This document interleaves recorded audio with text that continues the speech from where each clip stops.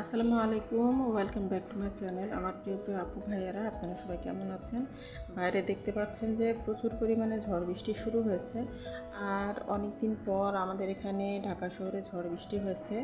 তো আলহামদুলিল্লাহ অনেক সুন্দর একটা আবহাওয়া।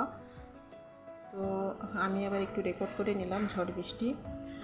আর এখন এই যে আমি কিছু কাজকর্ম আর কি করে নিব, তো আমি ক্লিনিংয়ের কিছু কাজ করে নিব। তো এখানে যে আমার কর্নার টেবিলের উপরে দুইটা স্নেক প্লান্টের গাছ আমি রেখেছি। তো সেই গাছগুলো একটু ধুলা পড়েছে, তো আমি গাছগুলো ক্লিন করে নিব। আর সেই সাথে আমি টেবিলটাকেও একটু ক্লিন করে নিব। আর আমার প্রিয় প্রিয় আপু ভাইয়ারা, আপনারা সবাই কেমন আছেন? আশা করব মহান আল্লাহ তাআলার অশেষ রহমতে যে যেখানে যে অবস্থাতেই আছেন সবাই ভালো আছেন। আমরা আলহামদুলিল্লাহ আল্লাহ তাআলার অশেষ রহমতে ভালো আছি। আর আমার আমার ভিডিওটি যারা দেখার জন্য ক্লিক করবেন, দয়া করে একটা লাইক দিয়ে আমার ভিডিওটি কন্টিনিউ করবেন প্লিজ। আর নতুন আপু ভাইয়ারা যারা আমার ভিডিওতে আমার চ্যানেলে ভিজিট করবেন, তাদের কাছে যদি আমার ভিডিও ভালো লাগে তাহলে প্লিজ আমার চ্যানেলটি সাবস্ক্রাইব করে আমার চ্যানেলের সাথেই থেকে যাবেন আর আমাকে একটু সাপোর্ট করবেন প্লিজ।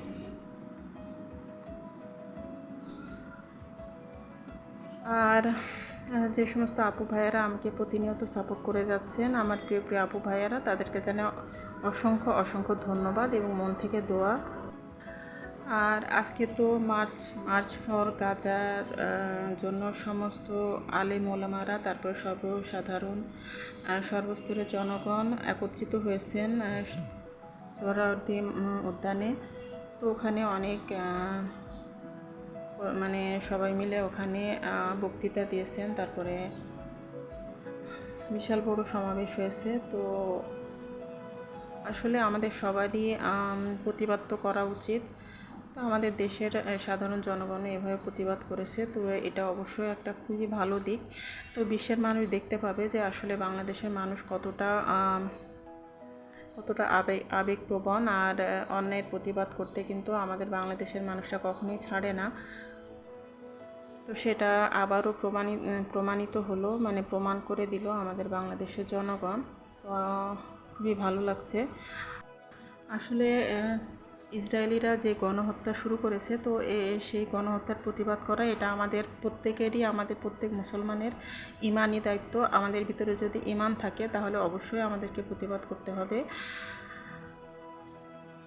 তো আর ইসরায়েলি যে প্রোডাক্টগুলো আছে, তো সেগুলো সম্পর্কে ভালোভাবে জেনে সেই প্রোডাক্টগুলো বর্জন করতে হবে।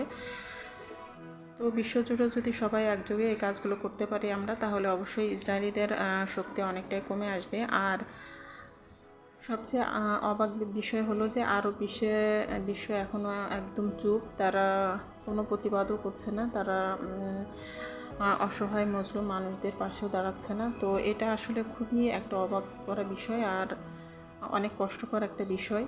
তো আল্লাহ তাআলা যেন তাদেরকে হেদায়েত দান করেন। আর কথা বলতে বলতে আমি সকালে নাস্তাটাও তৈরি করে নিয়েছি। তো এখানে যে আমি নান রুটি তৈরি করে নিয়েছি, তারপরে এই যে চিকেন রান্না করলাম, মুরগির মাংস দিয়ে আলু দিয়ে রান্না করেছি অল্প করে আর কি, সকালে নাস্তা করার জন্য। আর এখানে যে আমি টমেটো দিয়ে সালাদ বানিয়ে নিয়েছি। আর এই তো সকালে নাস্তা করার পরে আমি এখন এই যে দুপুরে রান্নায় চলে এসেছি। আর এখানে আমি এই যে পুঁইশাকের ফল আজকে রান্না করব। তো এই সবজিটা আর কি, এটা আমার অনেক বেশি প্রিয় একটা সবজি। তো এটা আমাদের সবজি বাগানে হয়েছে, তো সেখান থেকে নিয়ে এসেছেন আমার হাজব্যান্ড।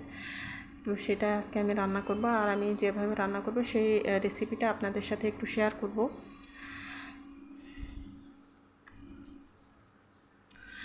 তো এখন এই যে আমি পুঁইশাকের ফলগুলোকে আমি কেটে নিয়েছি, কেটে নিয়ে তারপর খুব ভালোভাবে ধুয়ে নিলাম। আর এখানে যে আমি মাছের মাথা আর লেজগুলো নিয়ে নিয়েছি, তো এগুলো আমি একটু লবণ আর হলুদ মেখে নিব, নিয়ে তারপরে আমি ভেজে নিব।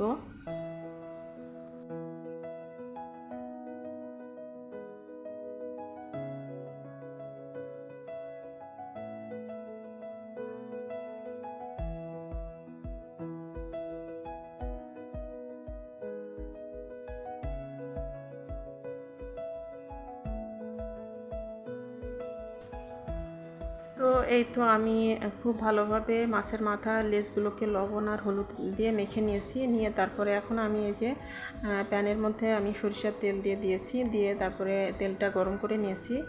আর এখন এই যে মাথা লেজগুলো দিয়ে দিলাম।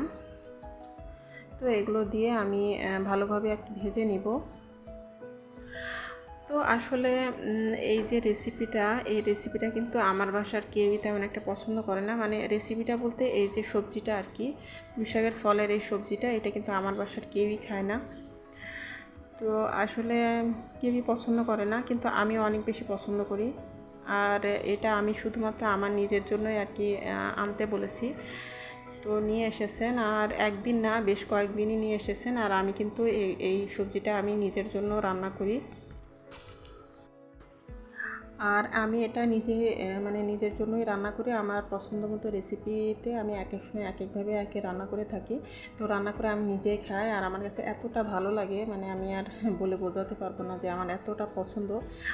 তবে আমার বাবার বাড়িতে আমার মা, তারপরে আমার আব্বা, আমাদের বাড়ির সবাই কিন্তু এই সবজিটা অনেক পছন্দ করেন, কিন্তু আমার বাসার কেউই খায় না এটা। কিন্তু আমিও অনেক বেশি পছন্দ করি। আর আমি যখন রান্না করি আমি একটু বেশি করেই করে তারপরে বেশ কয়েকবার করে খাই, অনেক মজা করে আর কি খাই। তো যাই হোক, আমি একটু রেসিপিটা আপনাদের সাথে শেয়ার করি। তো আমি যা যা মশলা দিয়েছি আপনারা তো দেখেছেন। এখানে পেঁয়াজ, কাঁচামরিচ, টমেটো কুচি, তারপরে আদা বাটা, রসুন বাটা, তারপর টমেটো আর পেঁয়াজের একটা পেস্ট, আর জিরা ধনিয়া দিয়ে একটা পেস্ট বানিয়ে নিয়েছিলাম, সেটা দিয়ে দিলাম। তারপরে লবণ, হলুদের গুঁড়া, মরিচের গুঁড়া আর সরিষার তেল পরিমাণ মতো, আর কাঁচামরিচ ফালি দিয়ে দিয়েছি, একটু বেশি করে কাঁচামরিচ দিয়ে দিয়েছি, আর শুকনো মরিচের গুঁড়াটাও আমি দিয়েছি। তো এই মশলাগুলোই আর কি আমি দিয়েছি। দিয়ে আমি খুব ভালোভাবে হাতে মেখে নিব, খুব ভালোভাবে আমি চটকে চটকে আর কি হাতে মেখে নিব। নিয়ে তারপরে আমি পরিমাণ মতো পানি দিয়ে দিব। পরিমাণ মতো পানি দিয়ে তারপরে আমি ভেজে রাখা মাছের মাথা আর লেজগুলো দিয়ে দিব, দিয়ে আমি একবারে আর কি বসিয়ে দেব। আর এইভাবে রান্না করলে কিন্তু খেতে অনেক মজা হয়। তো এই যে আমি এখন ঝোলের পানিটা দিয়ে দিয়েছি। ঝোলের পানি বলতে খুবই সামান্য পরিমাণে আমি পানি দিয়েছি, হাতটা ধুয়ে আর কি সামান্য পরিমাণে পানি দিয়ে দিয়েছি।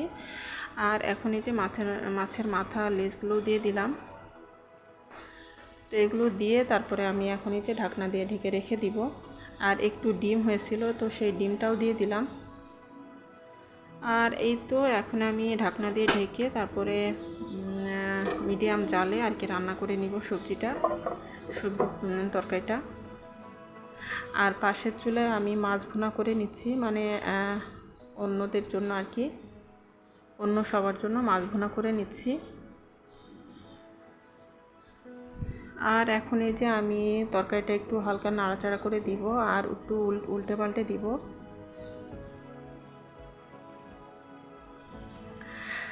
আর আসলে এই তরকারিটা আসলে খেতে এতটা মজা হয়েছিল, মানে আমি আর কি দুইবারে খেয়ে শেষ করে ফেলেছি। তারপরে আবার আমি আবারও রান্না করব।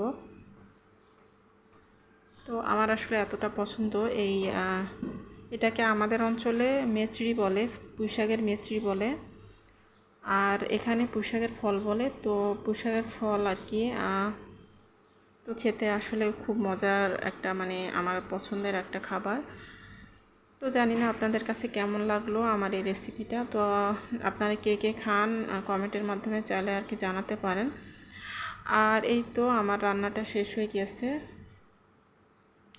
আমি এখন এই যে সার্ভিং ডিশে সার্ভ করে টেবিলে নিয়ে এসেছি। তো আমার বড় মেয়ে একটু সামান্য পরিমাণে খেয়েছিল, আর বাকিটা আমি খেয়েছিলাম, মানে একবারে না বেশ কয়েকবারে আর কি খেয়েছিলাম। তো মাশাআল্লাহ খেতে অনেক মজা হয়েছিল খাবারটা। তো এই একটা রেসিপি করলাম আমার পছন্দের, আর সে সাথে আরও আর কি অন্যান্য রান্নাও করেছি। তো সেখানে মাছ ভুনা করেছি, আর ডাল, টমেটো সালাদ করেছি। তো এইগুলো আজকে আমাদের দুপুরে রান্না বান্না।